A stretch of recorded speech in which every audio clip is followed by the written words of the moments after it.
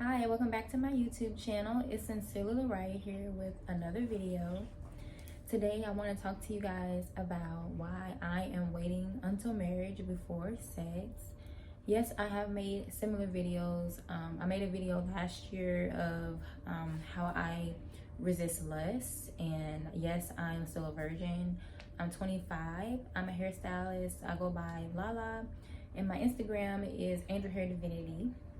So you can follow me and subscribe to this channel because I will be making videos more often. I'm going to try to make videos once a week now in between my clients. So yeah, the topic today is why I am waiting until marriage for sex.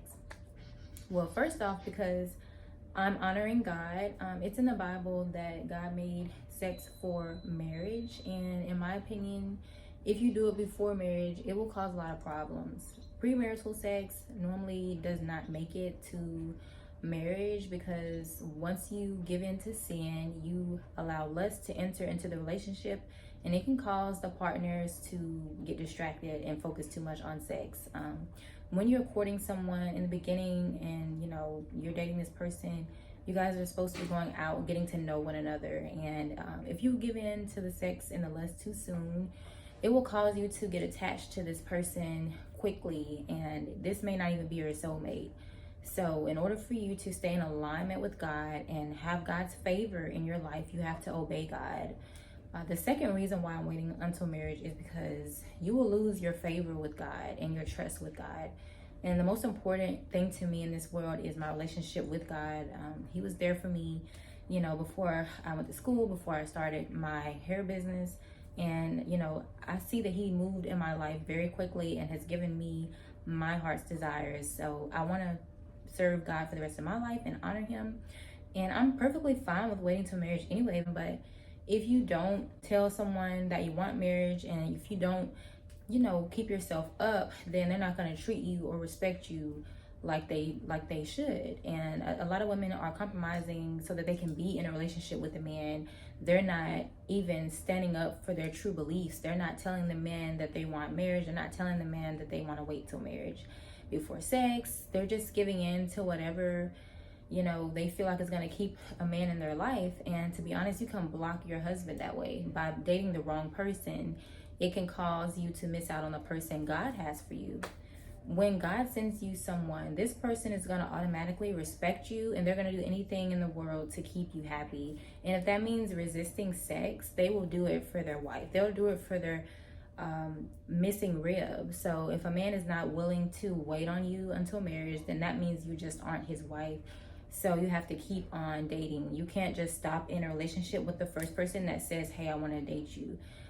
Do not settle or lower your standards. If you want to wait till marriage, go ahead and be celibate until this person decides to marry you, and they will most likely respect you and go ahead and marry you. Because most men, once they have a relationship with a woman and they really love her and she's been a good girl, she's been loyal, then most men are automatically going to marry that person.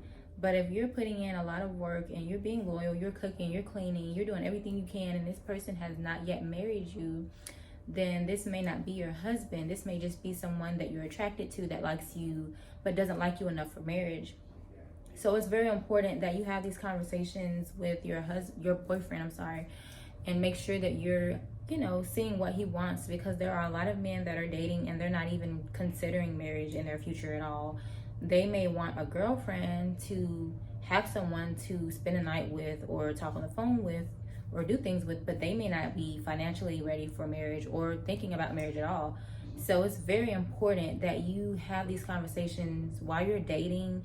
Don't get into a relationship with someone who does not have the same morals as you, because most likely your heart's going to be broken. You're going to invest all your time into this person. You're going to pretty much lower your standards and, I guess, betray God for this person and not live up to what you know is right. And then they're most likely not going to marry you anyway. So you really don't benefit anything out of the relationship if this person is not your husband. And the only way to know if this person is your husband is if they court you properly without trying to have sex with you. Sex is something that is a reward for a man once they marry you, and that is showing that they love you. That's how they express love to you.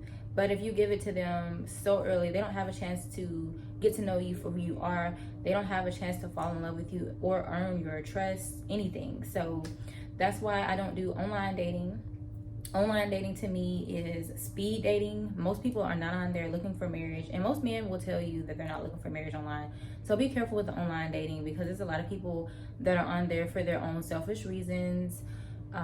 You have to be very careful. If I were you ladies, I would go out and meet guys in public, just like at the mall, movies, whatever.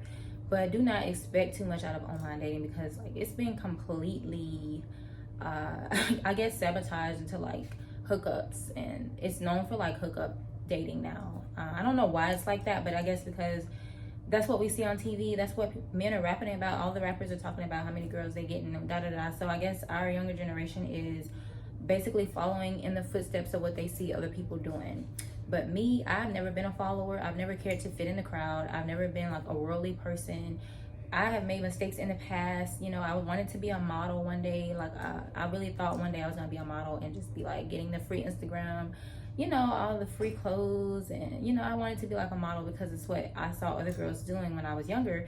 But then God spoke to me one day and he said, no, I want you to represent me and my kingdom. I want you to get on YouTube. I want you to go to school and do hair. And I was like, okay, well, I listened to God, and when I did obey God, that's when he opened the doors for me to get my own salon.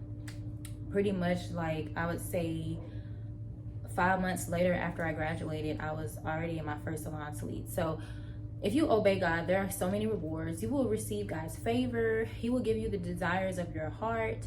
But when you're living in sin and you're compromising to keep someone satisfied in your life, that's probably only going to leave you heartbroken anyway, because this person does not have the same values as you. You're going to cheat yourself out of a lot of blessings, and you're going to hurt yourself from the long haul.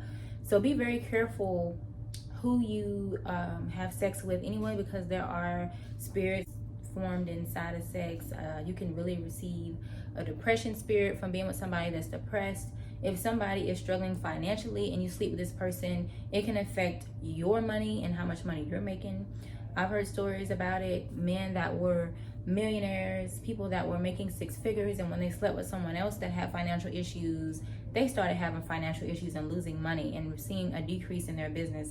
So you just have to be very careful and court people properly before you sleep with them, okay? It's not just a hookup. This is a spirit lock with someone else that could possibly not even believe in God, could possibly not even go to church.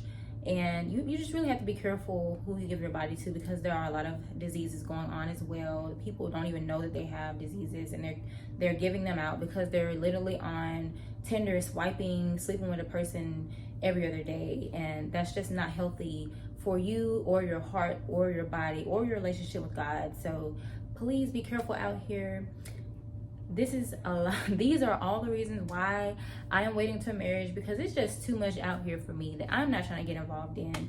And I don't have time to put myself, on the line for somebody who doesn't know what they want. I would prefer to wait for someone that loves God, that goes to church, that has goals, that's working a job in a career that they're comfortable with, that they can work their way up on.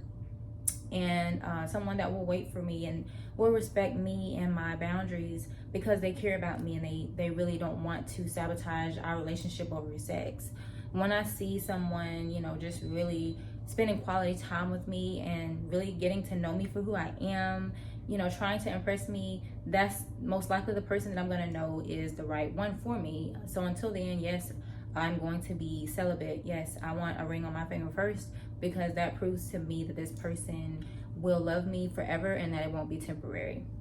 Thank you guys for watching. These are the reasons why I'm waiting for marriage. I hope I inspired you guys in any way possible.